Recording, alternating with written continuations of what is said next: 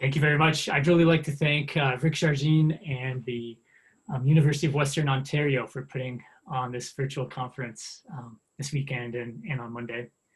So I'll be speaking about, to me, relatively recent bridges between applied topology, which I know well, and quantitative topology, which I'm learning about. And part of my talk will be to try to, give a couple of examples of things in quantitative topology.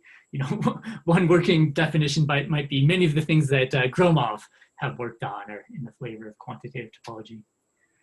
For me, applied topology has been largely Vietoris-Rips and Czech complexes over the last 5 years, but I'll say that Shmuel-Weinberger has done a lot of connections between applied and quantitative topology from the perspective of sublevel set persistence as well. So this is joint work with Michael Moy and Florian Frick, and recently there's Josh Knuser.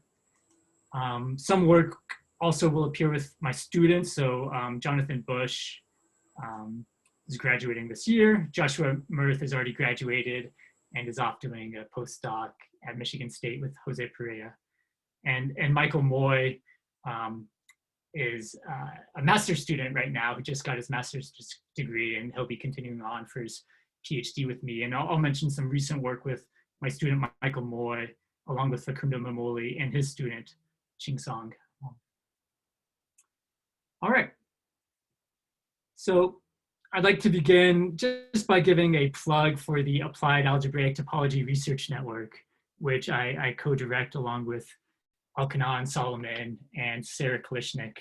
So we've been meeting once a week during the pandemic, and I invite you all to come and participate if you're interested. In the chat window, I've put a link to our webpage and to our YouTube channel. Because of the pandemic, we've really tried to add activity. So various folks have organized a topological complexity seminar. With Facundo Mamoli, I'm helping organize a Vietoris-Rips seminar. We've been doing tea times. Here you see the poster for an interview series that we just completed, although we're starting up another sequence of interviews featuring Catherine Hess and Elizabeth Fadstrup and Robert Adler, Shmuel-Weinberger, and Robert Greist over the coming year.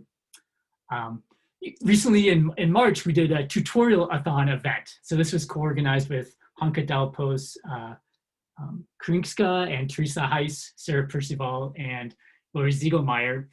And the idea there was, we were releasing various videos of research talks or tutorials, some of these tutorials created by me. And we thought it'd be interesting, well, what if we try to get more videos from the broader community? And this is a problem we're actively working on and interested in your ideas. What we did in the tutorial-a-thon is that we met during the month of March, 3 weeks in a row, where we divided folks up into small groups. And then on Zoom, those small groups met the next week, and each person in the group recorded a 10-minute tutorial. And then the groups submitted their 3 individually made videos to us. And this solved a couple problems. By meeting together on Zoom, it required less emails. And by doing things in small groups, we were able to moderate some of the content that was created. So we didn't have to watch all the videos that were created ourselves. And this tutorial-a-thon was wildly successful in my opinion. So the lesson I learned is everybody has a research story to tell. And in fact, they probably have multiple research stories to tell. And these 10-minute clips have been viewed quite a bit. So I'm really excited about moving in this direction. Even as more things return in person, I think online activities provide an opportunity to engage people from different countries and different continents in new ways. It's very exciting to me. Hopefully in a couple of weeks, I'll be starting sabbatical. And one of my main goals for sabbatical will be to help such initiatives. So please reach out and be in touch if you have ideas, poster sessions, things that would be good for the community. All right, so let's get into the math. I'm going to start at a pretty high level, zoomed out. I'll talk about 3 particular bridges between applied topology, Vietoris-Rips complexes, and quantitative topology. Okay, So then about halfway through the talk, we'll transition and I'll get much more specific and define everything. So these first two slides I learned about from Facundo Mamoli and his students Borsuk-Ulam and Osman Okutan. And this is connections between Vietoris-Rips complexes and the filling radius due to Gromov. So Gromov proved an isosystolic inequality. For M, an essential n-dimensional Riemannian manifold, you could bound the length of the systole from above by the volume of the manifold, and it depends on the dimension of the manifold N. So what is the systole? The systole of a manifold is the length of the shortest non-contractible loop. So in this manifold, it might be this length, okay? And the point here is that if the shortest non-contractible loop is fairly large, then the volume of your manifold has to be fairly large as well. I won't define an essential manifold. It relates to the fundamental group of the manifold and also to Eilenberg-MacLane spaces. But essential rules out sort of obvious counterexamples like the circle across the two-sphere. So pretend we have a circle, of a standard size, and it's across a two-sphere, but then we shrink the two-sphere down to be as small as we want, okay? As we're shrinking the two-sphere down, the volume is going to 0, but the length of the systole isn't changing, okay? So this is sort of my obvious counterexample that Gromov's assumption of essential rules out. Okay, so how does Gromov prove this? He finds something that he can nest in between the systole and the volume, and it's the filling radius, or 6 times the filling radius. And on the next slide, I'll describe the filling radius a little bit. This side relies on the manifold being essential, but this bound right here is actually for all manifolds. So you don't even need the essential assumption to get this bound between the filling radius and the volume. And the filling radius is what we'll connect on the next slide to Vietoris-Rips complexes. So what is the filling radius? First, let me describe it in the plane. And this first definition does not generalize to higher dimensions. In the plane, you might have a manifold, this curve here. The filling radius is essentially the smallest thickening by balls, such that once you thicken enough, thicken by even more, eventually it all fills in, okay? So that definition works in the plane, but Gromov defined this for, arbitrary metric spaces or arbitrary manifolds. They didn't need to be embedded in Euclidean space. So for an arbitrary metric space, you have this Kuratowski embedding. You can embed X isometrically into the space of L infinity functions on X. And how this works is you map X to a function, which is the distance to X. All right. And now what is the filling radius of a manifold? You consider this embedding from M into the manifold M into this space of L infinity functions on M. And then you start growing balls. So these are balls in this L infinity space, sort of like I was growing thickenings in R2 in this picture. And it's the smallest R such that the induced map here kills the fundamental class of the manifold. Okay, so all of this I learned from Borsuk-Ulam, Facundo Mamoli, Osman Okutan. They have a recent paper up on arXiv in which they prove something very fantastic, which is these thickenings that we're doing in L infinity space are homotopy equivalent in a persistent fashion to the Vietoris-Rips complex. Okay, so they've connected a lot of work that folks have done on Vietoris-Rips complexes to things that Gromov and his students, such as Katz, have done about filling radii. Any questions so far?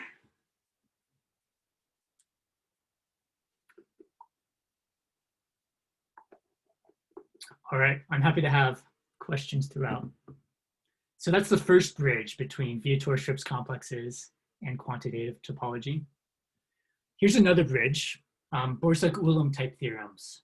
So the Borsuk-Ulam theorem from 1933 states that if you have a continuous map from an n-sphere into n-dimensional Euclidean space, then you can always find two antipodal points on the sphere that get mapped to the same spot. Another example topic in quantitative topology is Borsuk-Ulam type theorems where you now map into lower dimensional Euclidean space. So these go by the name of waist of the sphere theorems. And I'll draw this picture where we're mapping from, my picture is mapping from the two sphere into R1, the real line. So pretend you're mapping a higher dimensional sphere into lower dimensional space. You can always find a point in the lower dimensional space.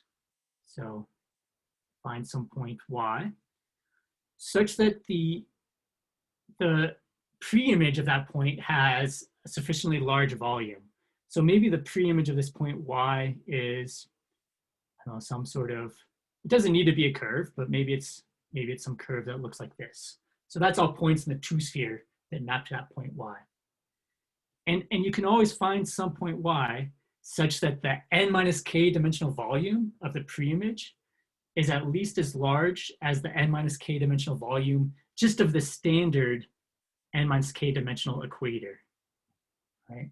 So visually here, we can always find a blue point Y whose pre-image, this blue curve, is at least as long as just the standard equator.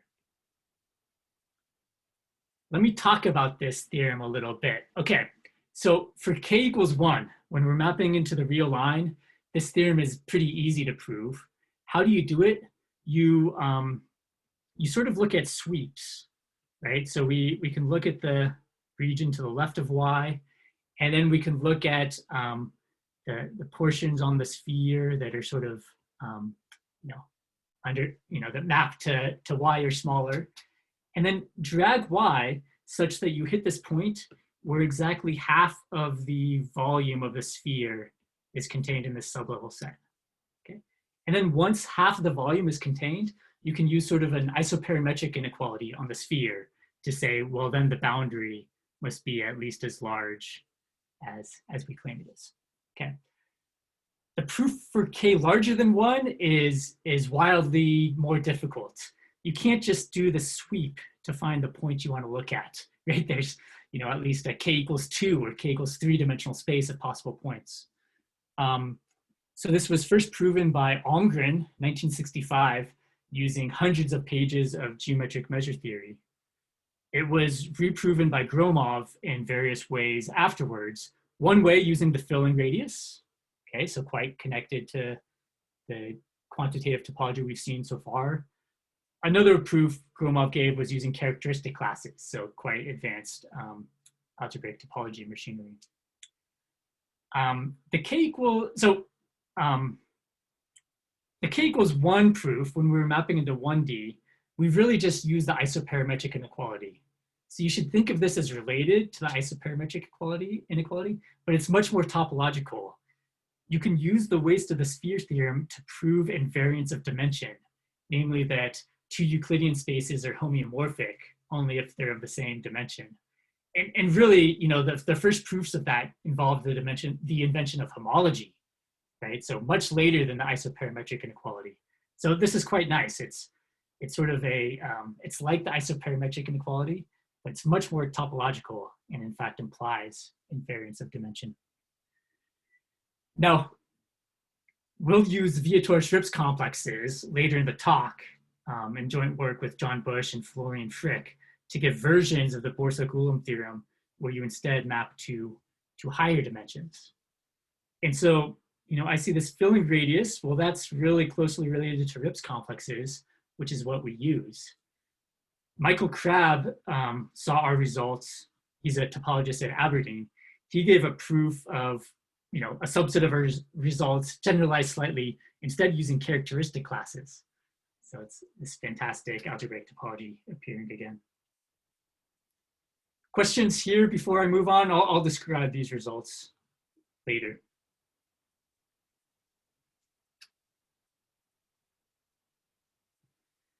The third bridge I want to describe, maybe this is more of a bridge to geometric topology than to quantitative topology, but this is very recent work just now up on archive with Barish, Josh Knuser. So Barish is a geometric topologist and taught me pretty much all of the things that appear in this paper. So in geometric topology, folks consider things like thick-thin decompositions. They remind me a little bit of proofs and analysis, where maybe you're trying to bound an integral of a function, and you say, well, in these regions, the function has low magnitude, and these other regions where the function has higher magnitude, well, those are small regions. So you sort of break things up into two pieces, where the function is small and where the function is large. Thick-thin decompositions, you're doing that for spaces. So you can take this manifold here and you break it up into the thin parts in gray and the thick parts in white. The thin parts are where the injectivity radius is small, and the thicker parts are where the injectivity radius is larger. So in this paper, we work in the context of metric spaces, which are quite simple, metric spaces, which are the vertex sets of unweighted graphs. But we hope these ideas can generalize to more general metric spaces. And so build a Vietoris-Rips complex on top of this graph. You get homology that appears, two-dimensional homology, three-dimensional homology. What you can do is you can look at a two-dimensional homology class that appears, and you can bound its lifetime, its persistence, its birth minus death. And the way you do this is you look at this homology class and you look at sort of a minimal area generator. So think of the surface here as being, a generator for a two-dimensional homology class that appears. And we can bound the lifetime of that class in terms of the square root of the area of that generator using thick-thin decompositions. Now, this bound is probably not sort of the best bound or the right bound. The reason being, look at the two-sphere or this really thin two-dimensional ellipsoid. They might both have the same volume, but the two-dimensional homology class in the two-sphere is going to last much longer. In this two-dimensional ellipsoid, the two-dimensional homology is going to fill in much sooner, really, when you can span in this thin direction. So in arbitrary dimension, we also give bounds on the persistence of k-dimensional homology classes in terms of the width. And the width is another concept coming from geometric topology that Barish taught me. To define the width, you look at sweep outs. So let me zoom in here. A sweep out of the sphere, you might sweep from top to bottom, okay, and you get these various circles, and the width would be, say, the diameter of the largest circle. Now, when you sweep out this ellipsoid, don't sweep from bottom to top. Instead, sweep from right to left, and you get much thinner circles. And so now, the width of this homology class is going to be determined by the red circles, which are much smaller. So you can expect better bounds using these ideas of sweep outs. Okay. So sure, these have the same area, but this one has a much smaller width. Look at the sweeps in the red direction. And so you can get better bounds on the lifetime of this homology class using the width instead of the area. Questions here?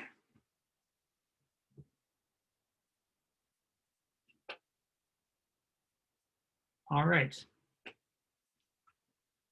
So now I'm going to move to the portion of the talk where I define things a little bit more. I'll talk about one of these bridges, the Borsuk-Ulam theorem, but not so much the other two bridges quite as much. How did I learn about geometric topology? I learned about, or quantitative topology. I learned about it just because I was studying Vietoris-Rips complexes with various folks for a while, and then these connections started to emerge. And as I've learned more and more quantitative topology, the more and more I'm convinced it's quite relevant and related.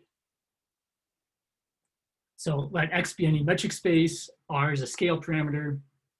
The Vietoris-Rips simplicial complex has X as its vertex set, and it has a finite simplex sigma whenever the diameter of sigma, or in other words, the length of the longest edge, is at most r. I'll be using mostly the less than or equal to convention in this talk.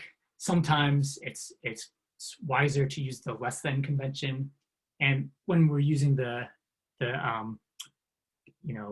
less than convention, instead of writing the Rips complex, I'll instead put a less than symbol there.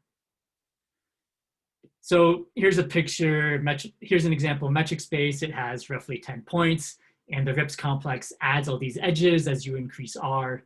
And then whenever you have 3 edges forming a triangle, you fill in the 2 simplex right away.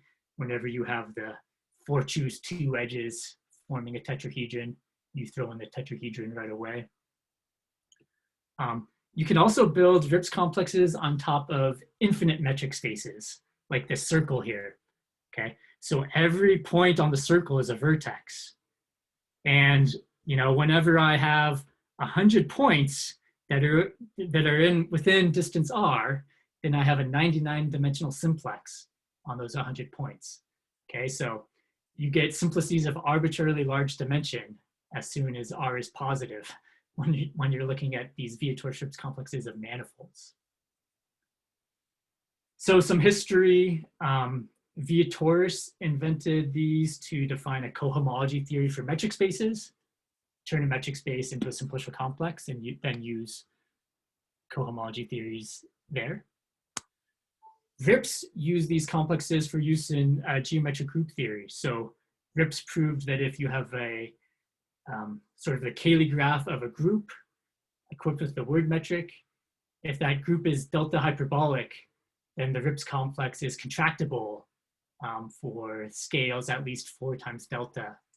And then Rips went on to use this to give finite dimensional Eilenberg-MacLane spaces for various groups. And then, of course, in applied topology, we know these Rips complexes as the way to approximate the shape of a data set. You have a point cloud, you thicken the point cloud, say by building the Vietoris-Rips complex on top of it, and you can estimate the shape of data in this way. And there's, in fact, really fast software, Ripser, by Ulrich Bauer to do this. So, applied scientists are computing Vietoris-Rips complexes all the time, and we're computing their persistent homology.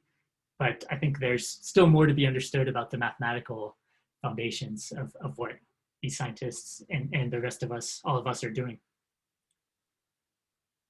An important result is the stability of Vietoris-Rips persistent homology. By fantastic papers by a collection of folks. So in black I have a 2-hole torus. In purple I have a sampling of points, not necessarily on the torus but nearby the torus. Pretend these 2 spaces are close in the Gromov-Hausdorff distance. So it's a notion of distance between any 2 metric spaces. If these 2 manifolds are close if these 2 metric spaces are close in the Gromov-Hausdorff distance, then their persistent homology barcodes also have to be close. So right here, I've drawn the 1-dimensional persistent homology. It's a 2-hole torus, so you have these 4 1-dimensional holes. And then for the manifold, the homology might be nice and pretty. And for the sampling nearby, we get these noisy bars, but these noisy bars can't be too long.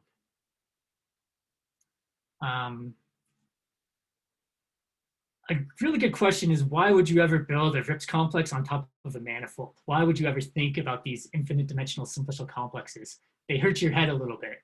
Well, a good reason is in data analysis, you often want your techniques to be sort of stable as you sample more and more points. So what happens in the limit as you sample more and more points from this 2-hole torus? Well, in the limit, you get exactly the persistent homology of the 2-hole torus, of the Vietoris-Rips complex on top of the 2-hole torus. So if we believe that our data is sometimes from these nice manifolds or stratified spaces, well, just sample more and more data points, and eventually you're converging. The Rips complex of the data converges to the Rips complex of the manifold or the underlying stratified space. Questions here?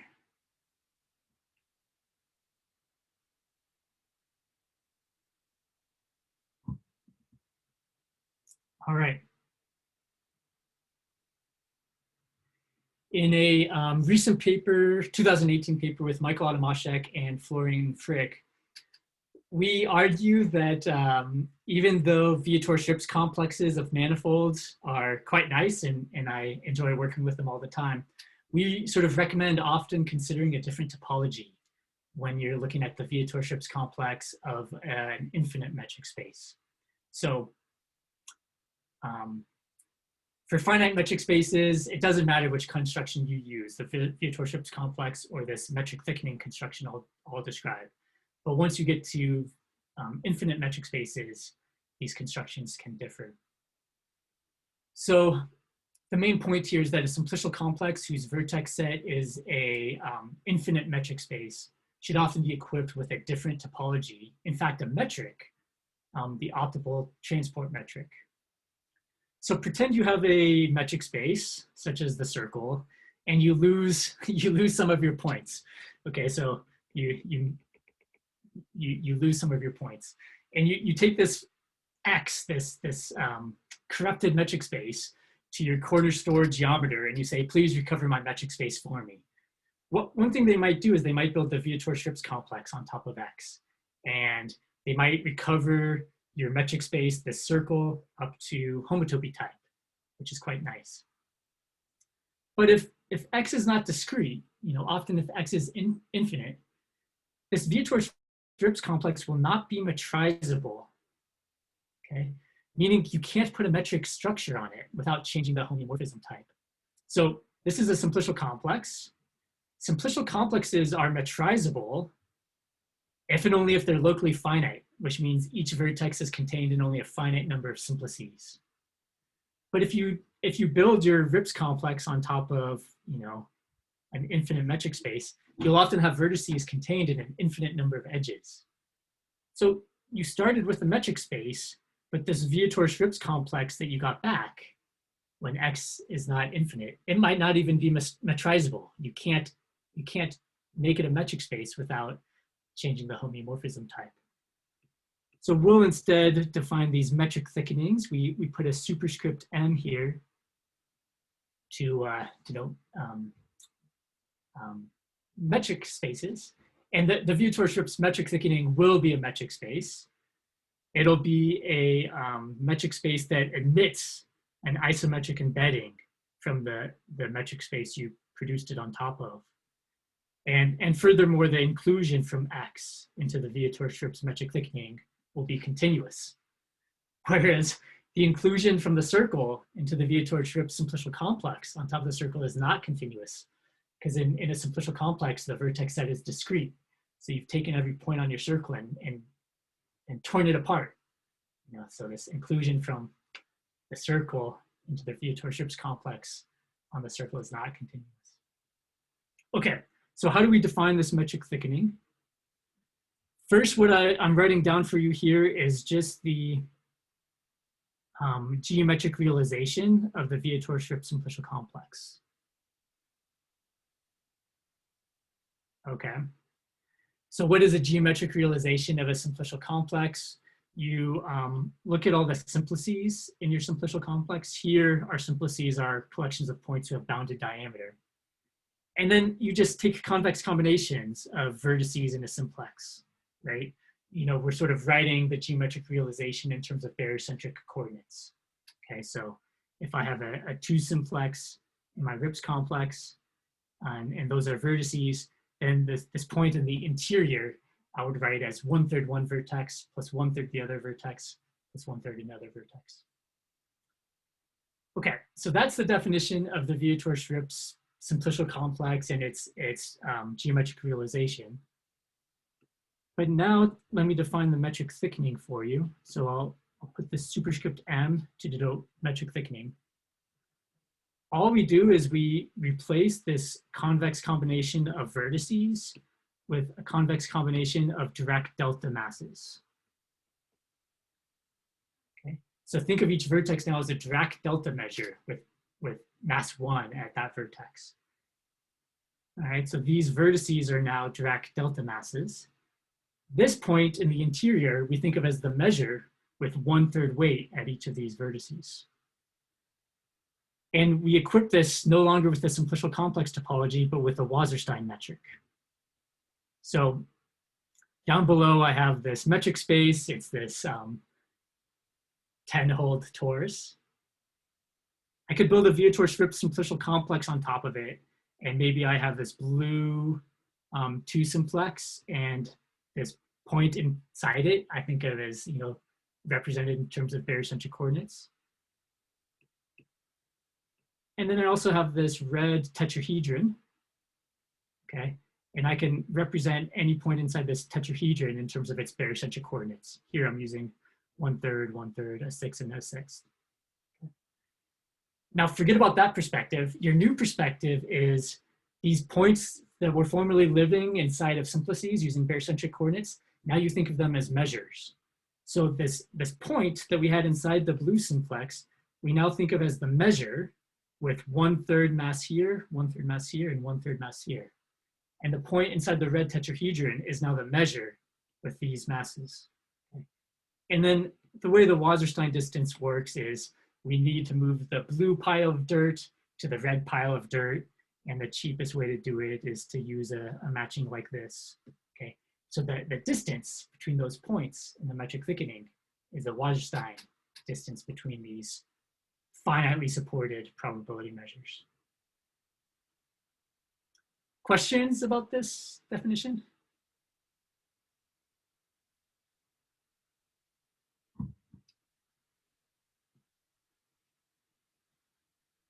Okay, various things are nicer with the Vietoris-Rips metric thickenings and various things are harder. One thing that's nicer is Hausmann's theorem. Hausmann proved that if M is a manifold, then if you look at sufficiently small scales, the Vietoris-Rips simplicial complex on top of that manifold just recovers the homotopy type of the manifold. Sufficiently small, he defines essentially using the injectivity or curvature of the manifold. Now, I'll say that his proof leads a lot to be desired. He's able to get a map between the Vietoris-Rips complex of the manifold down to the manifold, but this map is very much non-canonical. He has to totally order all the points on his manifold. Okay, and now to produce his map, vertices in the Rips complex go to points in the manifold. Edges in the Rips complex go to unique geodesics in the manifold. But once you map in 2 simplices, Hausmann sort of looks at, so pretend the points are ordered in this total order, 0, 1, and 2. He defines a map from a 2 simplex in by using this geodesic between 0 and 1, and then connecting that path with various geodesics to point 2. And if you change the order of those 3 points, you get a different map. So this map is non-canonical. Even worse, the inclusion map going backward is not continuous. Because if you take a manifold, which is continuous, and then include it as the vertex set in a simplicial complex, well, the vertex set has a discrete topology. So it's not continuous. So Hausmann doesn't build a map going backwards. He's able to use some algebraic topology machinery to prove a homotopy equivalence, only using this map in one direction. If you take the metric thickening perspective, you can get a very similar theorem. It just uses the metric thickening instead of the Rips simplicial complex.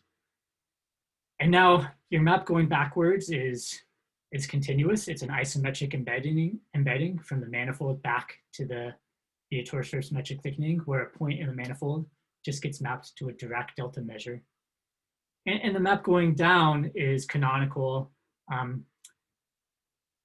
A sufficiently small scale comes in so that each probability measure with bounded diameter has a unique Karcher or Frechet mean. So this point inside of a sort of a 2 simplex would get mapped to its Karcher or Frechet mean, which is a point in the manifold, you know, this red point here. And then to prove that this is a homotopy equivalence, well, we just look at the 2 compositions, and one of them is an identity on the nose. The other is linearly homotopic to the identity.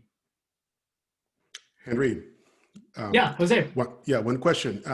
How are the bounds on R for recovery on both theorems different? Because you want sort of different things in both proofs. In one, you want uniqueness of Carter means, and the other one, you probably want these sort of algebraic topologically constructed homotopy inverse.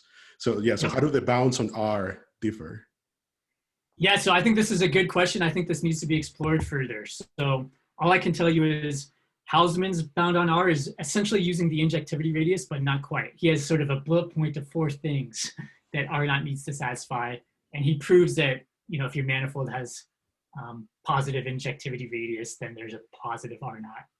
Mm-hmm. Ours is just uniqueness of Karcher-Frechet means. So when we actually state this theorem rigorously, we give bounds in terms of the scalar curvature of the manifold. Okay. So in sort of Karcher's papers, Karcher proves that you have unique means if your manifold has scalar curvatures that are bounded, right? And so you always have these Karcher means in negatively curved spaces. So Jose, I think there's 2 interesting ways you could phrase your question. One is just the general bounds. How do they relate? And then in any particular space that you care about, like the circle or the 2-sphere or an ellipse, you know, what are the best bounds you can get in those spaces? Exactly. You know, the general bounds coming from Karcher or coming from Hausmann, you know, are not optimal in the case of circles or 2 spheres. And so, okay, great. If anyone has, yeah, go ahead. No, I was going to ask that if it is true that the Karcher bounds are worse, like you ask for more. I don't think they're worse. No, I don't. Okay. I don't know for sure, but no, I don't think they're worse. You know, I think on spheres they're probably the same. Hausmann's bounds and R bounds, the Karcher bounds, but I won't swear to that. Okay, cool. Thanks. Yeah. Related here, Matt Zaremski, coming from geometric group theory, he has a proof of Hausmann-type results, at least in the case of spheres, using Besfina-Brady-Morse theory, okay? And I would like to extend his results to higher scales using Besfina-Brady-Morse theory, where you don't just get the homotopy type of the manifold, but you get the new homotopy types that come next. And a step there would be, you know, extending his sufficiently small scales in that context as well. All right, so I have, you know, 20 minutes left. Let me say in very recent work with Facundo Mamoli, my student Michael Moy, and Facundo's student Chingsong Wang, we're proving that the metric thickenings have the same undecorated persistence diagrams as the simplicial complexes. Okay, this was unknown for a while, but now it's known, which, you know, maybe makes it easier to argue why we should study the metric thickenings, right? If you only care about persistence diagrams, you get the same persistence diagrams. The endpoints of intervals might change. A corollary is that you also have stability for persistent homology of Vietoris-Rips metric thickenings when you restrict attention to the class of totally bounded metric spaces, which I think is all we know for simplicial complexes as well. Unknown question is if they always have the same homotopy type with the less than convention.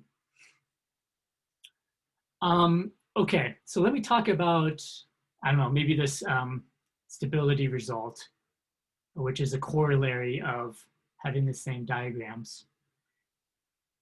These are 2 things that with Michael Adamaszek and Florian Frick, I tried really hard to prove and failed. And then sort of independently, my student Michael Moy was able to prove them. And independently from him, Facundo and Chingsong were able to prove these results. And so we were talking to each other. So we sort of decided to join forces. But, you know, stability here has been proven by sort of everybody on this list of authors, except for me. And how do they do it? So pretend we, they looked at interleavings with finite metric spaces. So take an infinite metric space like the circle.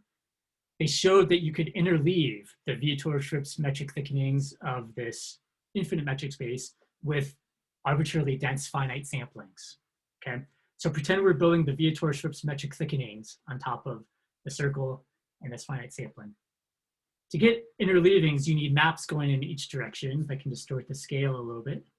Maps going in this direction are easy, just inclusions. Maps going in this direction are much harder, okay? Now, if we had the simplicial complex topology, these spaces are Gromov-Hausdorff close. So you have stability proven using interleavings. Those interleavings for the simplicial complex topology were obtained just by map any point on the circle to sort of a close enough point using a correspondence. So you break the circle up, and you take the circle and you break it up, and you map different parts of the circle to different vertices in a really discrete way. It's to a topologist, that map is ugly because you take the circle and you rip it apart. You can't do that with the metric thickening topology. The metric thickening topology sort of has the right topology on the circle. The circle is continuous. So you can't just produce a map and break it apart. That's why we had so much trouble proving these results. So how did they create these maps? They used partitions of unity. Okay, around each point in the sample, think of like a small ball and then draw subordinate functions on that ball. And then where do you map a point on the circle? Well, you map it to a convex combination of nearby points using the partition of unity to get this map from a point on a circle to a measure supported on nearby points. And the coefficients of that measure are coming from your partition of unity. So very nice ideas in this proof. This is not yet written up, but it's written up in Michael's master's thesis, but it's not written up in any form by me, so I won't say more about it. And together we're writing up a generalized version of this. Okay, so I want to talk about Vietoris-Rips complexes of spheres next, and briefly form this bridge to Borsuk-Ulam theorems. And that would be my last goal for the talk. Jesus, if you're there, I think you accidentally drew this red curve on my screen. If you're there, Jesus, and don't mind erasing it. No problem if not. So the homotopy types of the Rips complex of the circle are quite nice. With the less than convention, you obtain the circle, the 3-sphere, the 5-sphere, the 7-sphere, all odd spheres, until eventually you reach the diameter of the circle and you become contractible. So these scales, k over 2k plus 1, as you vary k, they give you the numbers 0, 1/3, 2/5, 3/7. We're using the geodesic metric, but our results hold with the Euclidean metric and Euclidean circumference. So the distance all the way around the circle is 1, which means this equilateral triangle has diameter 1/3. Okay, so it's when this equilateral triangle appears that you jump from the circle to the 3-sphere. And then this 4-simplex on 5 evenly spaced points, that has diameter 2/5. And when you exceed diameter 2/5, that's when you jump to the 5-sphere. With the less than or equal to convention, at these transition points, we get an uncountably infinite wedge of the intermediate even sphere right at the transition point. Okay. Our proof of this is very combinatorial. We're using the simplicial complex. Very nice, but very combinatorial, not so geometric. Our motivation for introducing the Vietoris-Rips metric thickening was actually because we wanted to get the 3-sphere right away, not this infinite wedge of 2 spheres. So, perhaps our reason for introducing the metric thickening should have been that the inclusion of the circle into the Vietoris-Rips simplicial complex is not continuous, and that should be continuous. That is probably the right motivation, but our original motivation was we wanted a geometric proof giving this 3-sphere right away.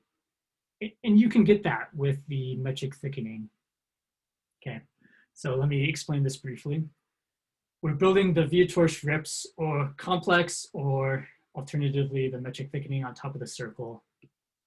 At low scales, you just get all these edges, 2 simplices, tetrahedra living nearby the circle.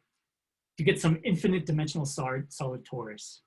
So think of that as this black infinite dimensional solid torus sitting here in 3D. The way the three sphere is going to show up is, the three sphere is 3D plus a point at infinity. And you can form that by two solid tori sitting in 3D, where one solid torus, passes through the point at infinity.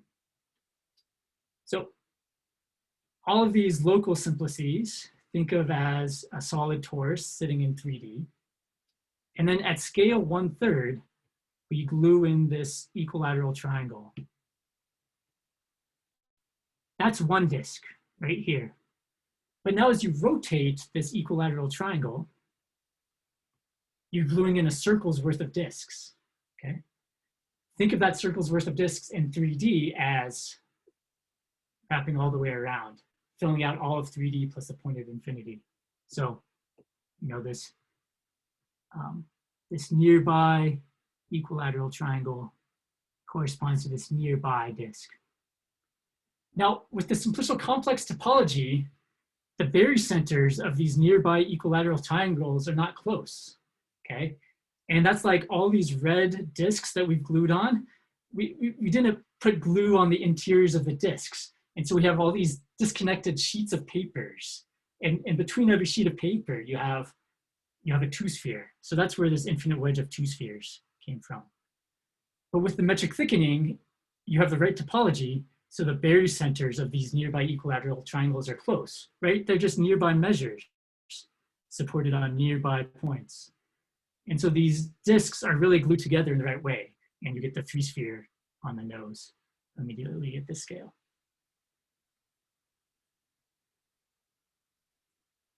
So using the metric thickening, you can generalize this argument to find the first new homotopy type that appears in Vietoris-Rips metric thickenings of n spheres. So the change in homotopy type, I'll talk about the two sphere. The change in homotopy type is when this regular tetrahedron appears inside the two sphere. Okay, and more generally inside the n sphere, it's when the regular n+1 simplex appears. The metric thickening has the right topology, so we can tell you the new homotopy type. With the circle, we glued on a circle's worth of disks, and we got the three sphere homotopy type, which was a join. It was the join of the space we started with, a circle, joined with the parameter space of how many disks we were gluing in, a circle's worth of disks. Now with the two sphere, we're gluing in some parameter space worth of tetrahedra, okay? The homotopy type is going to be the same. It's going to be the space we're starting with, the two sphere, joined with the parameter space of simplices that we're gluing in. So how many tetrahedra do we glue into the two sphere? Well, SO3 parameterizes all rotations of this tetrahedra, but then A4 is the rotational symmetries of the tetrahedron, the alternating group on 4 symbols. So that's the parameter space of tetrahedra that we're gluing in. And so the topology that you get is the same join. We don't know the topology type, the homotopy types that come afterwards. Even epsilon further, we don't know the homotopy types that come afterwards. Now, Lim, Memoli, and Okutan, they connect Vietoris-Rips complexes to what was studied with these filling radii, these thickenings. And a student of Gromov, Katz, back in the late 80s or 90s, had looked at these thickenings. And with the two sphere, Katz gets the same next homotopy type that we do. He writes it a little bit differently. So I think one of our contributions is rewriting this parameter space in a way that it generalizes to the n spheres. Okay. I want to put out a conjecture for the next change in homotopy type. Okay, and this is very much unproven, but I'm hoping to inspire folks. I think technically this is going to be hard, but there's a 50-50 chance this guess of homotopy type is correct. All right, so in the two sphere, we have this diameter of the tetrahedron A larger diameter is the diameter of what I'll call this pentagonal pyramid. All right, so these are 6 vertices. They happen to be 6 of the 12 vertices of the icosahedron. You know, take the North Pole and then 5 vertices at this bottom layer.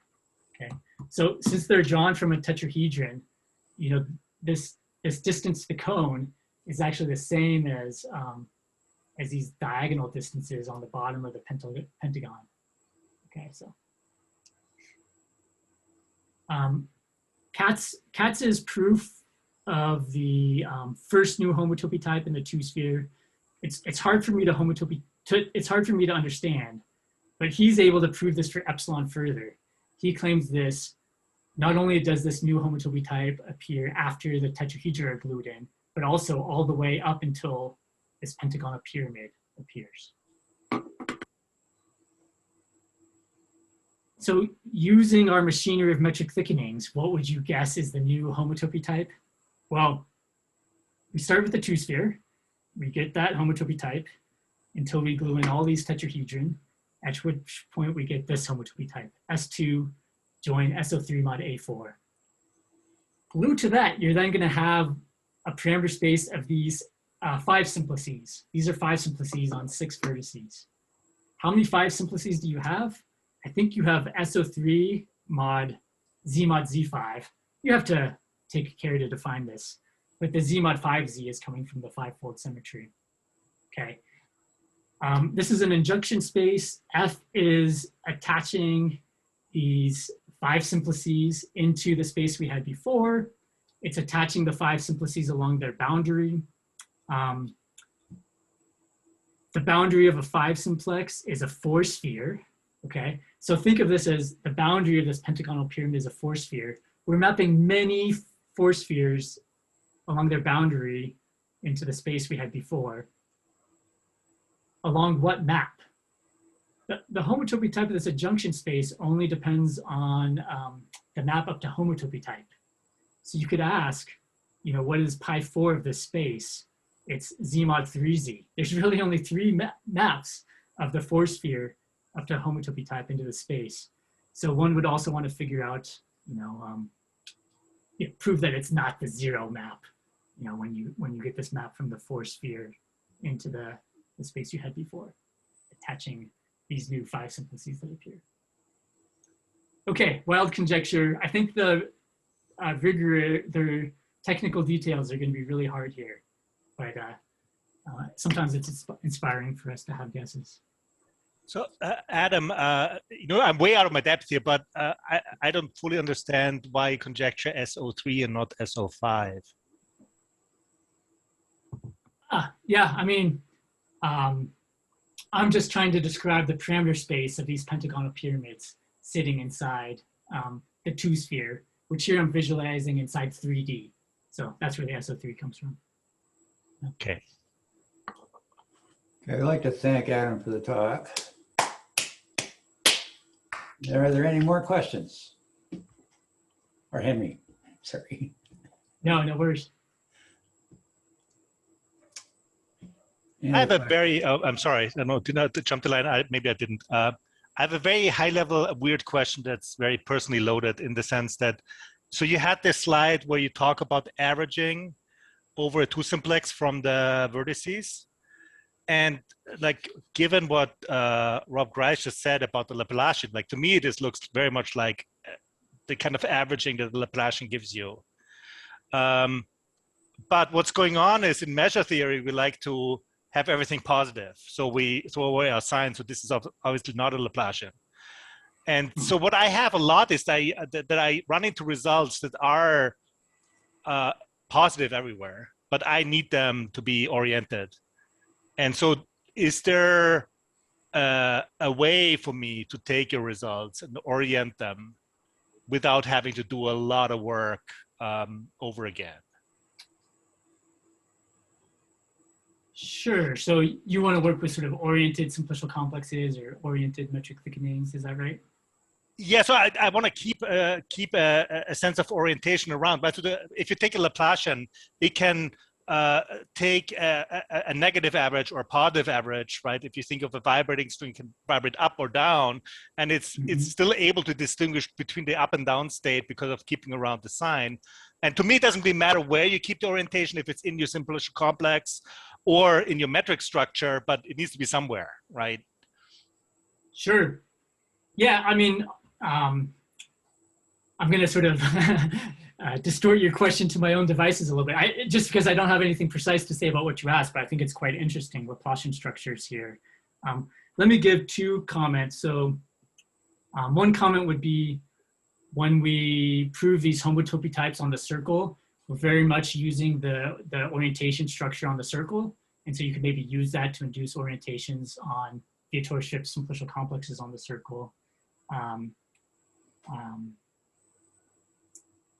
Yeah, so that's very good. I like that. Thank you. That's great. Yeah. Yeah, and you know, you would like to be able to generalize the techniques we use here for higher spheres, but we don't know how to do that yet. But we introduce things like winding fractions. How many times do you wrap around the circle? So, you know, this simplex has winding fraction 2/5, because you can wrap around the circle twice in 5 steps, right? On higher spheres, that might be the degree of a map from a sphere to itself. Another comment would be, so now I'm just going off the word Laplacian. So I ran out of time and didn't describe the Borsuk-Ulam results, but we described these Borsuk-Ulam results that into higher dimensional space that relate to these maps, which are really just like mapping a circle to the Facundo Moy just, you know, taught me this the other day. You're really mapping the circle into higher dimensional Euclidean spaces using the eigenfunctions of the Laplace-Beltrami operator, okay? And this helps you see the 3-sphere and 5-sphere homotopy type that appear, because you map the circle into higher dimensional space, and then you can retract onto a 3-sphere or a 5-sphere, etc. So the word Laplacian, you know, makes folks ask, can you do techniques like this for other manifolds? If you want to understand homotopy types of Rips complexes and more general manifolds, can you map them into some higher dimensional space using eigenfunctions of the Laplace-Beltrami operator, where the homotopy types of their Vietoris-Rips complexes or these other thickenings might become more clear? Thank you. That's great, actually, and that's exactly where I'm going. Actually, what the point about the Laplace-Beltrami is exactly what I need. Thanks. Yeah, I'd encourage you to. I mean, I'd be happy to chat. Facundo Moy, I'd encourage you to chat with him, and Florian Frick has some other perspectives on maps from spaces into maps from simple metric spaces into higher dimensional spaces that might elucidate their Vietoris-Rips. Yeah. More questions? Any other questions? Yeah. Not seeing any. So let's thank Henry again.